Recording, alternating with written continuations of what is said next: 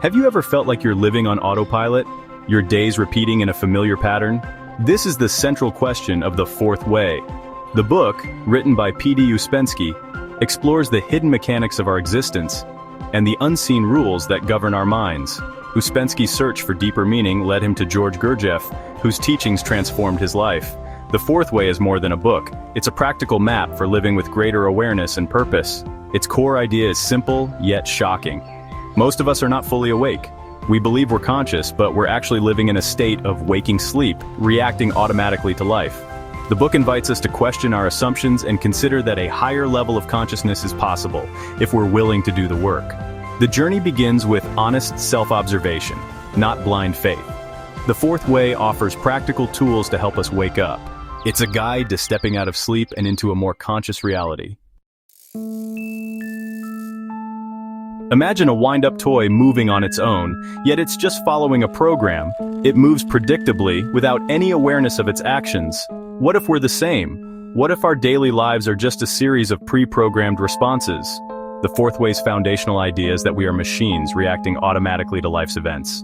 Our routines, emotions, and choices are often just habits, programs running without conscious direction. We wake up, go through our day, and sleep, all on autopilot. Ouspensky calls this waking sleep. It's a state where we are physically awake but mentally and spiritually asleep. Our bodies are awake, but our true awareness is dormant. We go through the motions without truly experiencing life. We think we're making choices, but we're usually just following the path of least resistance. Our decisions are often influenced by external factors rather than our own conscious will. Recognizing this mechanical state is the first hardest step. It's about seeing the truth of our condition. It requires brutal honesty, observing our behavior without judgment and admitting we're not in control. This self-awareness is crucial for any real change. Our moods shift with the weather. Our emotions are like leaves in the wind. Our opinions change with a comment, and our beliefs can be swayed by the slightest influence. And our actions repeat old patterns. We are creatures of habit, often stuck in a loop. This realization isn't discouraging, it's a wake-up call. It's the first step towards true freedom. Only by seeing that we're asleep can we begin to awaken. Awareness is the key to breaking free.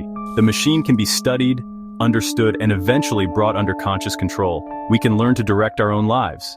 The Fourth Way is about learning to become the driver, not just the passenger. It's about taking control. It's about reclaiming our freedom from the automatic. It's about living consciously. The journey starts with seeing ourselves as we truly are. Only then can we begin to change. The Fourth Way introduces the fascinating idea of many eyes, a concept that challenges our usual sense of self. We tend to believe we have a single, unified self, a consistent identity that guides our actions. But in reality, we're more like a crowd of competing voices, each with its own agenda. Each I inside us has its own desires, opinions, and beliefs, taking control for a moment before another steps in and takes over. One I might vow to eat healthy and make good choices. Another craves pizza and comfort food. A third I feels guilty and disappointed later, wondering why we gave in. Each of these I's believes it's the real you, acting with full conviction in the moment. These I's are shaped by our past experiences, our fears, our hopes, and our desires. They're influenced by memories, habits, and even the people around us. Often, these I's contradict each other, pulling us in different directions and creating inner conflict. The real problem is we identify with whichever I is speaking at the moment, forgetting that just a few minutes ago, we were someone else entirely. The goal isn't to destroy these I's or silence them, but to create something above them, a real I, a stable observer who can see all the little I's without being controlled by them. It's like becoming the conductor of an orchestra, guiding all the different instruments, not just being swept away by one musician's tune. The first step is to notice which I is speaking, what it wants, and how long it stays in control. Journaling or self-reflection can help us spot these shifts. This kind of observation separates us from our automatic, mechanical reactions, giving us a moment of choice. Only then can we begin to build a unified self, one that is aware of all its parts and can act with intention. The Fourth Way is about creating a true I that can finally say I and truly mean it, living with clarity and purpose. The Fourth Way describes 4 states of consciousness. Imagine them as rooms within a mysterious house, each with its own atmosphere and possibilities. Each room represents a different level of awareness, and most of us spend our lives wandering through only the lower floors, unaware that higher rooms even exist. Most people only know two rooms: physical sleep and waking sleep. These are the states we drift between every day, rarely questioning if there's more to experience. Physical sleep is obvious. Our bodies rest, our minds dream, and we have no control over our actions or thoughts. In this state, we're completely unconscious, lost in the world of dreams. Waking sleep is our daily life, eyes open, moving, talking. But our minds wander and we react automatically, often lost in thought or habit. We go through routines, rarely stopping to notice our own presence. We believe this is full wakefulness, but it's just another form of sleep. Our actions are mechanical and we're driven by impulses, emotions, and external events. The third state is self-remembering, true wakefulness, where you're aware of yourself and the world at the same time. In this rare state, you experience a sense of inner clarity and presence, as if you've stepped outside your usual automatic patterns. These moments are rare, flashes of presence that often come during beauty, danger, or strong emotion. They are brief glimpses of what it means to be truly awake, fully alive in the present moment. In this state, you're no longer a machine.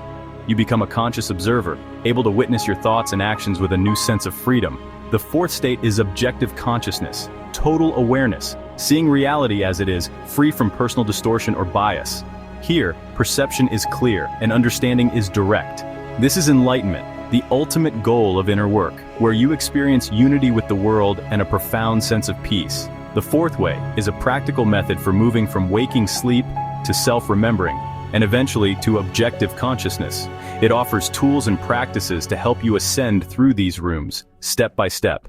The journey is about making self-awareness more permanent, so that moments of presence become a lasting part of your life. It's about discovering the higher rooms in the house of your mind and realizing that true consciousness is always within reach, waiting to be explored.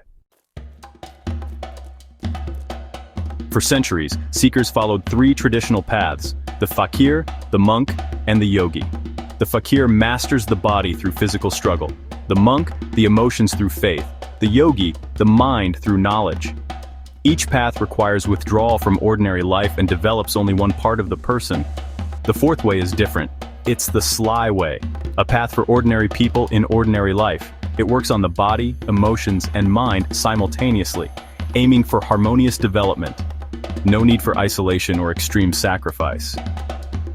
The fourth way is about finding the extraordinary within the ordinary. It's a path for the modern world. If we're asleep, how do we wake up? The fourth way is a system of practice, not belief. The first tool is self-observation, watching your thoughts, emotions, and actions as if you were a stranger, without judgment or trying to change them.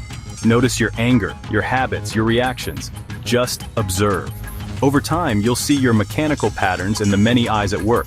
The next tool is self-remembering, being aware of yourself and the world at the same time. It's not thinking about yourself, but being present. I am here now. Even brief moments of self-remembering pull you out of waking sleep. These practices are difficult at first, but even trying is transformative. Self-observation and self-remembering are the foundation of the work. They are the keys to a more conscious life. As we observe ourselves, we see how easily we identify with thoughts, feelings, and roles. When angry, we don't just feel anger, we become it. When criticized, we feel personally attacked. Identification gives power to our many eyes and keeps us trapped in mechanical reactions. The antidote is non-identification, creating a small space between your awareness and what's happening. Instead of "I am angry," say, "A feeling of anger is arising in me." This shift makes you the observer, not the emotion. The fourth way teaches that negative emotions, anger, fear, jealousy, are useless and destructive. Expressing them only strengthens the habit. The practice is non-expression. Don't show negative emotions outwardly, and observe them inwardly without suppression. This saves energy for conscious work. Non-identification and non-expression are challenging, but they free us from the tyranny of our emotions. They are essential steps toward building a real, conscious self. Waking up requires effort, conscious labor, and intentional suffering. Conscious labor means doing ordinary tasks with full attention, breaking the habit of autopilot. Intentional suffering is accepting discomfort for the sake of growth, like resisting the urge to complain or express anger. These efforts go against our mechanical nature, but they're necessary for awakening. The fourth way also teaches that real progress requires working with others. A school is a group of people with the same aim to become more conscious. Others can see our blind spots and provide feedback we can't give ourselves. Group work creates support, friction, and opportunities for self-observation. The group becomes a living laboratory for the work. Solo effort is important, but collaboration accelerates growth.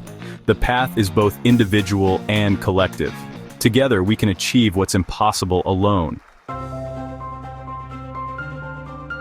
The fourth way is inseparable from its founders, George Gurdjieff, the enigmatic teacher, and P.D. Ouspensky, his brilliant student.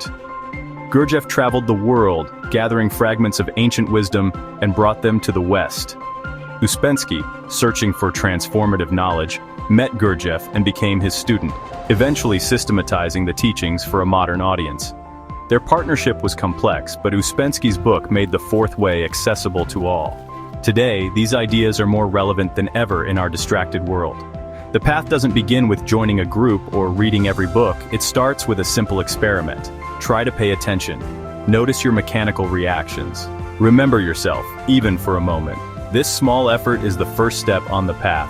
The journey is long and challenging, but it leads to true awakening. The fourth way is an invitation. Wake up and discover who you really are.